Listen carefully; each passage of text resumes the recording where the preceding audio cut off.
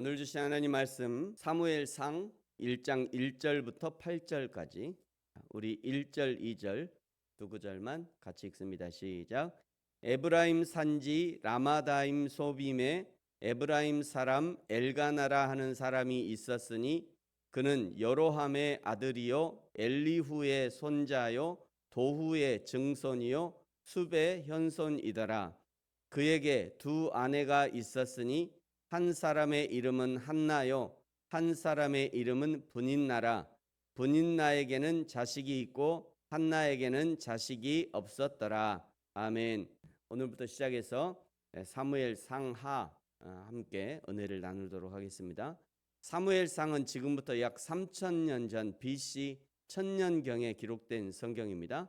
먼저 오늘 읽은 1절부터 8절까지는 엘가나와 그의 가정의 이야기를 먼저 다루고 있습니다. 1절에 에브라임 산지 라마다임 소빔, 신약에서는 이곳을 아리마대라고 합니다. 아리마대 하면 이제 예수님의 돌아가신 시체를 이렇게 걷었던 아리마대 사람 요셉, 그 요셉이 예수님의 시체를 자기 무덤에 이렇게 장사했던 것으로 알려져 있습니다.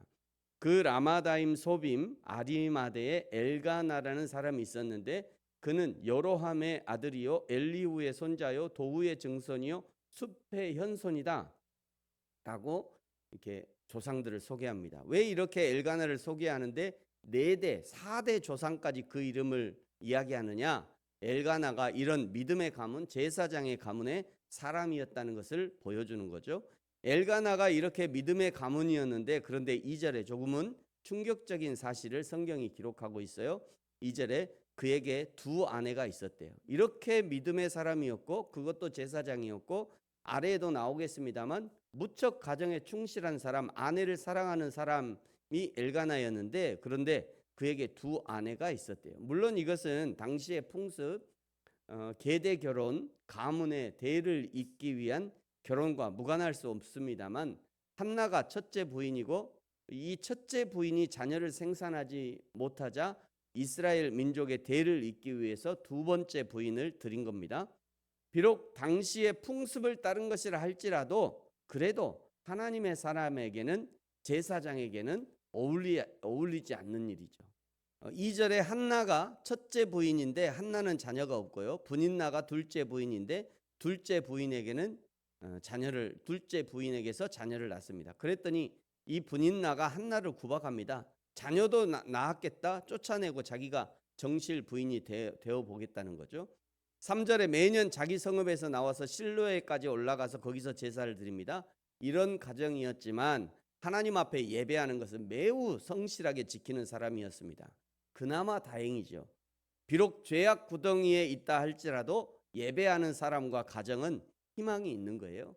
4절에 제사를 드리고 나면 제물의 분깃을 나눠준 것을 보니 엘가나가 드린 제사는 화목제인 것 같습니다. 그 분깃을 부인들에게 나눠주는데 한나는 첫째 부인이니 갑절을 주었다라고 기록하죠. 그만큼 엘가나가 첫째 부인이었던 한나를 사랑했다는 것입니다. 그러나 5절 끝에서 여호와께서 그에게 임신하지 못하게 하였다. 6절에 여호와께서 임신하지 못하게 하심으로 그저 남녀가 사랑하면 생명이 생겨나는 것이 아닙니다. 하나님이 생명을 선물로 주셔야 생명이 생겨나는 것이고 자라는 것이죠.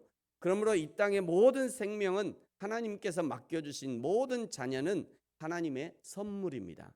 이 땅의 모든 생명은 하나님의 선물이고 믿지 않는 가정의 자녀도 하나님의 선물이에요. 설령 하룻밤 실수로 낳은 자녀라 해도 그 자녀는 하나님의 소중한 선물이에요. 그러므로 우리의 자녀들을 소중히 할 수 있어야 합니다. 7절에 브닌나가 매년 한나의 마음을 격분시키고요. 8절에 한나의 원통함이 그야말로 하늘에 사무칩니다. 남편 엘가나의 말이 더 마음을 찌르죠. 내가 그대에게 10 아들보다 낫지 아니하냐 하니라.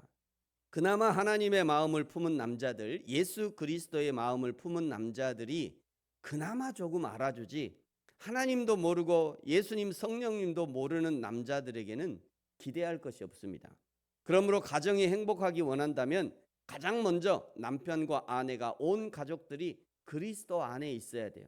사무엘상의 첫 부분에서 꼭 생각해야 될 주제가 있는데요. 왜 하나님은 한나라고 하는 여인을 선택하셨는가? 첫째는요, 철저한 레위 가문의 혈통이었다는 거예요. 그거는 준비된 가문이었다는 거죠. 그 가문이 사무엘상 1장에 보면 한나의 남편 엘가나를 에브라임 산지 라마다임 소빔에 사는 사람이었다고 소개되었지만 역대하 6장의 족보를 보면요, 그는 족보상의 레위 지파 고하 자손에 속한 사람이었습니다. 하나님은 새로운 영적 지도자, 먼저 사무엘을 세우실 때 율법과 제사 제도를 무시하고 아무나 세운 것이 아니라 율법적으로 혈통적인 근간 레위 가문을 흔들지 않으면서도 영적으로 완전한 깨끗한 인물을 찾으셨던 거죠. 하나님은요, 깨끗한 그릇을 사용하십니다. 우리가 하나님 앞에 쓰임 받기 원한다면 몸도 마음도 하나님과 사람 앞에서 깨끗해야 돼요. 둘째는요, 남편의 사랑이라는 가장 강력한 세상적 방어벽의 한계를 보여줍니다. 한나의 남편 엘가나는요, 한나를 끔찍이 사랑했어요. 세상의 그 어떤 좋은 조건과 인간의 사랑도 영적인 굶주림과 결핍을 채울 수 없다는 것을 보여주고 있는 겁니다. 세 번째, 고통을 기도로 승화시킬 줄 아는 영적 역량이 한나에게 있었다는 거예요. 한나가 고통을 원망이나 복수로 갚지 않고 기도로 바꿀 줄 아는 영적 그릇이었기 때문에 그 한나를 선택하신 거죠. 하나님은 자신의 고통을 하나님과의 깊은 대화로 연결할 수 있는 한나의 그 영적 성품과 역량을 보여주시고 그녀를 거대한 구속사의 통로로 선택하신 겁니다.